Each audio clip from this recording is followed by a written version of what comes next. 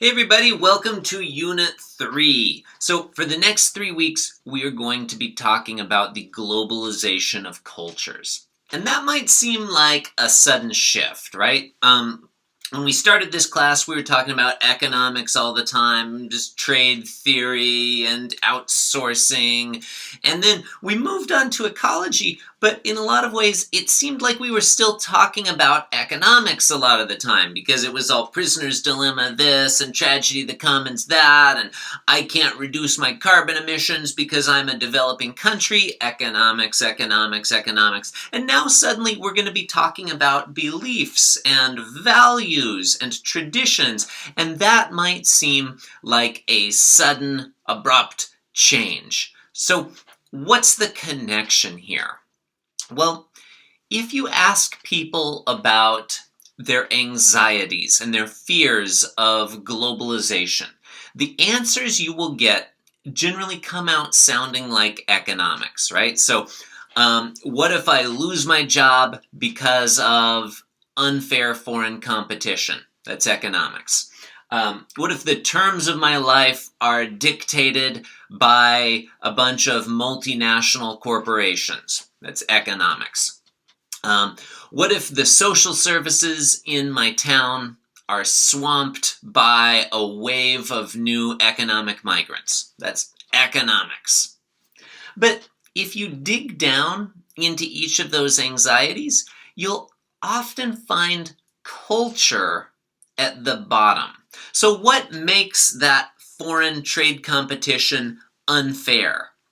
Well, those people belong to a culture that values the group over the individual, and they're inured to a different style of life and material living conditions, and so they're willing to work for much less than we are over here, and that makes the competition unfair. Well, that's not an answer about economics, that's an answer about culture. Why am I worried that multinational companies are controlling the terms of my life? Well, these companies are run by a multinational cosmopolitan elite who are hyper-rational and view people as means and not ends, and they're totally disconnected from the values and the specifics of the place where I grew up. Again, that's not economics at all. That's culture. Why am I worried that a wave of migrants will overwhelm the social services in my town? Well, these people come from a culture that doesn't value hard work and individual initiative the way my culture does. And so they're willing to leech off the state in a way that we are not. Again, that's not economics. That's culture. When you drill down into people's fears and anxieties about globalization, you generally come to culture at the very bottom. And some of those fears may be justified and some of them may not be, but the big questions of globalization are often questions of culture.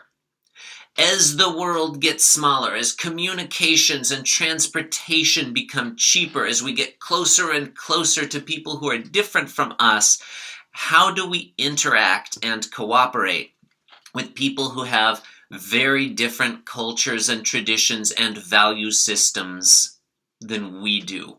How do we cooperate productively with people who disagree with us about basic things like what's good, what's bad, what's fair, what's just, what's reasonable?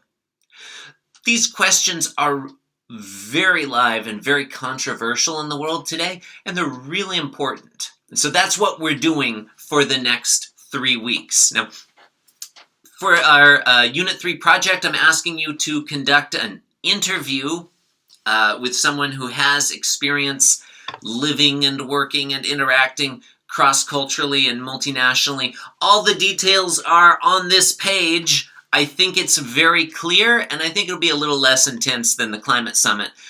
Beyond that, everything is on our pages for Week 8 and Week 9 and Week 10, just as usual. So, have a great time.